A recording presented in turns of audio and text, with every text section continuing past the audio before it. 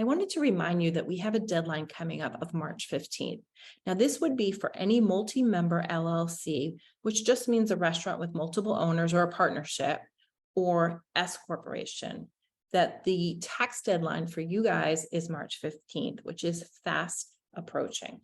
Now, why this is so important is because you need something from this filing in order to file your personal taxes. What happens here if you're new to having a restaurant with this deadline?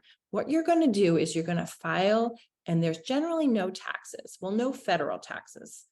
Now, there could be state taxes or other fees associated, but generally there is no taxes due with the federal tax return for March 15th. It's generally informational. What you're going to do is reporting how well you did last year.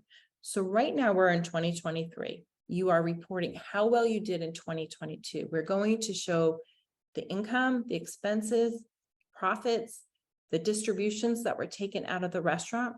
You're going to tell the story of what happened to your restaurant last year. And if you had good bookkeeping system and have your financial statements ready, you have everything you need to go file that really quickly. So again, make sure that you do that by March 15th. It's one of the easiest tax returns to do. And if you have good bookkeeping, hint, hint, if not, contact us. You can extend that if needed to September 15th, but be careful about extending, because even if you extend it, I would recommend filing it by the end of March, and here's why. And by the way, if you do extend it, you can do it anytime before September.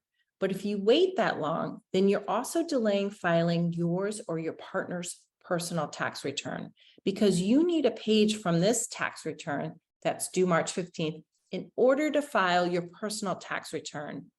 And this page that you need is called the K-1 form. This form tells your tax preparer how much you own of the restaurant and your share of the income so that they can report that on your personal taxes. So in reality, you need a page out of this March return to do your April tax return. And if you extend the March return, then you will probably have to extend the April return. And if that's the case, be careful, because you want to make sure that you're able to file your taxes and capture your refund if you're entitled to a refund, and you can get that sooner. If you can't file your personal taxes, then you can't get your refund. So before you defer and extend everything, just understand the impact of that decision, because a lot of people here don't realize there is a dependency here. So again, March 15th is the deadline for partnerships, S corporations, and since no payment needs to be made with this return, just do it, and then you won't delay the other tax returns. So, perfect opportunity to contact us if you need your books up to date through year end 2022, or if you want us to start working with us on a monthly basis. And if we have to do some cleanup work to get you caught up, totally fine. That's what we are here for. Feel free to schedule a call by clicking the link in my profile, or simply send an email and let's get the conversation going. But don't forget about the March 15th deadline.